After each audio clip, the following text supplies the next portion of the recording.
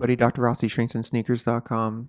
So today's New Medication Monday is probably the most interesting topic that we have in psychiatry right now, and that is involving these new medications, so to speak. I wouldn't necessarily consider them new medications, but we're reintroducing some old medications, some old things that were studied and researched a long time ago back into our practice of psychiatry, and we're starting to see the results of some of the clinical trials associated with these medications. And I would say this because I think it's a little bit of a cautionary tale. I had a attending who used to always joke with me that psychiatry hasn't changed much in the last 30 years, and he basically was saying like he hasn't had to learn anything new in about a 30-year period. And for the most part, he was kind of right, especially when it came to things like depression treatment. I've talked about this in several videos, the idea that we're kind of still using this monoamine hypothesis. Most of the medications that we use to treat depressive disorders are pretty much the same. And I mean, this isn't exclusive to depressive disorders. This is true of most of the psychiatric disorders. There hasn't been a lot of innovation in the area of pharmacology. But more recently, we've been seeing a resurgence of a lot of interest in things that were already out there and things that were already kind of looked at in psychiatry, but these were maybe thought of initially as fringe treatments, things that were kind of like on the outside of your normal standard of practice in psychiatry. And the reason I say it's a little bit of a cautionary tale is because I think when I talk to medical students, when I talk to young resident, the early stages of residency, people in their intern year or second year, what you start to see is that these people are very excited about these areas, right? They're very excited about these new medications, these new mechanisms, this reemergence of things like psychedelic drugs into psychiatry practice. So people are really excited. Specifically, the three that come to mind for me are ketamine, psilocybin, and MDMA or ecstasy. Those are the three that seem to have a lot of momentum and seem to have some clinical trials and some actual, good research and data that is starting to come out behind them.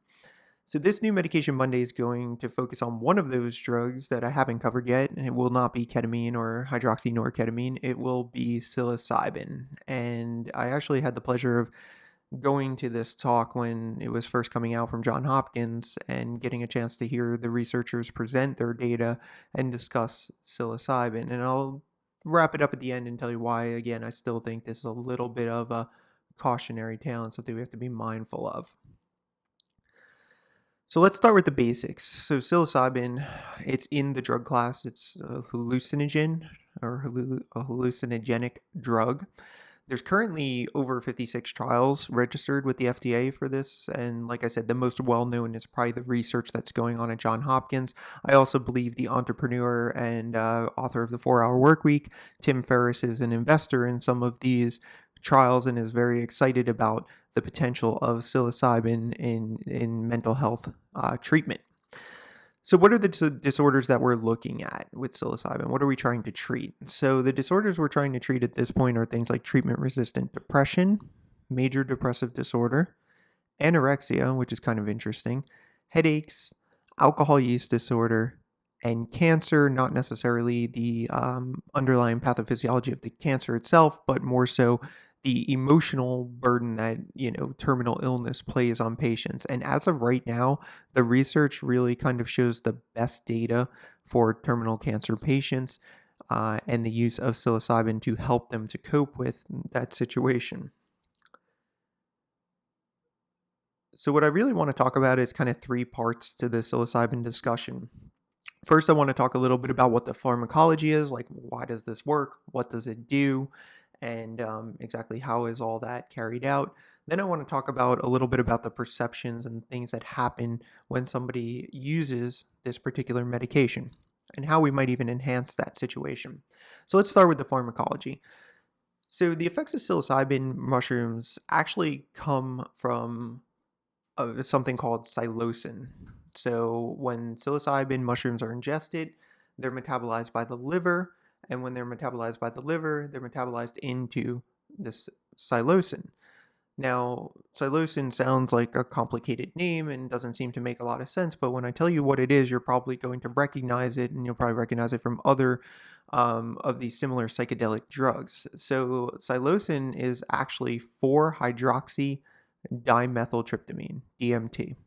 So DMT by itself can be, synthesized and used as a medication, but a lot of these psychedelic, so-called psychedelic drugs or hallucinogenic drugs, are going to be working with the molecule DMT. And another one that comes to mind is the ayahuasca ceremonies that are carried out in Peru, and even in the United States here, that is also a DMT based product. So that's what you're looking for. That is the thing that produces the psychedelic effect. So psilocybin's ingested, becomes psilocin, and then psilocin is actually 4-hydroxy-DMT.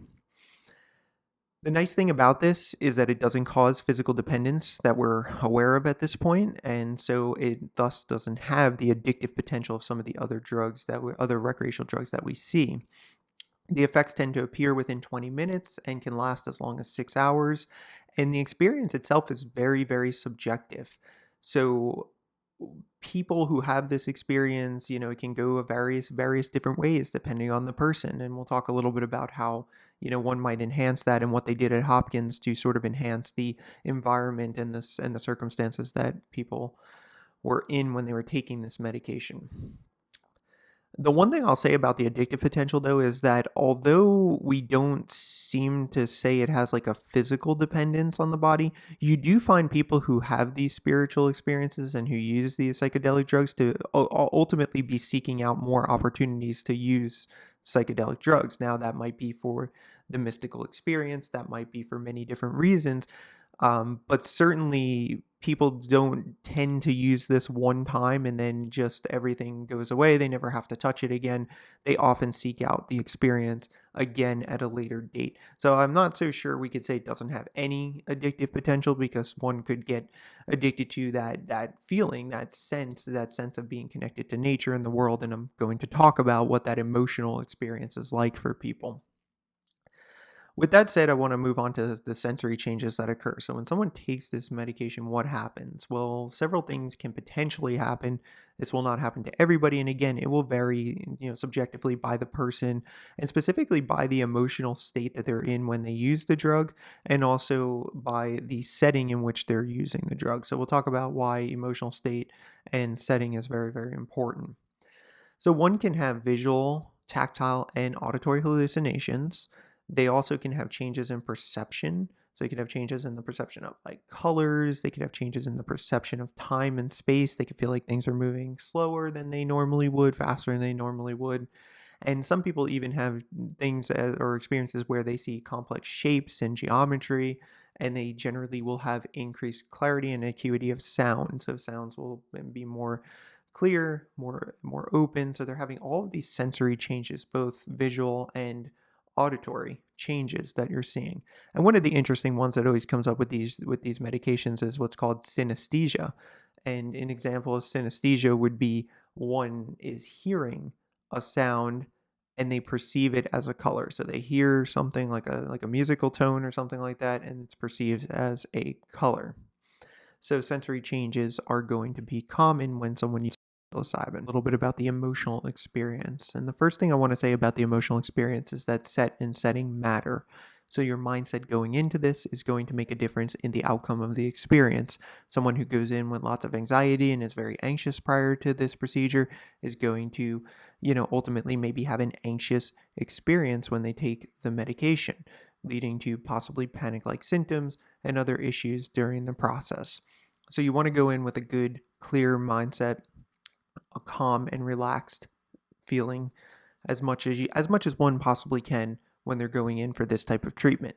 And then the second part is setting. So setting at Johns Hopkins, they really worked on making sure the room was the most conducive to having the best possible experience. And how did they do that? They did that by putting a nice couch in there. They provided the patient with cover for their face if they want to cover their eyes. They provided them with pillows, blankets, nice artwork on the wall. They also provided, proper lighting in the room so that it wasn't too dark, but it wasn't too bright. They really made sure that the room was as conducive to having the best possible experience as possible. Uh, because obviously taking this medication, in the setting of like a party or something, it's not going to maybe be the best way to use the medication. You might not have the experience that you're looking for. The other thing they did that I think is very important is they have sort of like a guide or somebody there to facilitate the process who was trained to kind of help the person to work through any difficulties they might have and to provide that sort of calming demeanor. A lot of times when people use psychedelic drugs, they use them with somebody who's well experienced, someone who acts kind of like a guide while they're using the medication, so that if they run into any problems, if they have any bad experiences, altered sensory perceptions, they become frightened, they become anxious, that person is there to help guide them through the situation. So very important. Now, when we looked at the patients, specifically the ones at Hopkins, they used what was called the Mystical Experience Questionnaire. So, what this is it's a questionnaire that kind of asks the person to evaluate objectively how they felt and, what type of experience they were actually having. And it has questions like loss of your usual sense of time, experience of amazement, et cetera, et cetera. And I'll link up that mystical experience questionnaire in the description if you're interested. But the things that really came out were the positive emotional experiences that these patients have. They had an overwhelmingly positive emotional experience when they used this medication. And they stated things like they had increased feelings of altruism. They felt like more part of the community. They wanted to help other people. They wanted to be a part of the team, right? They wanted to be altruistic in their behaviors. A lot of patients also mentioned gratitude. They felt an increased sense of gratitude and gratefulness for their lives and their situation.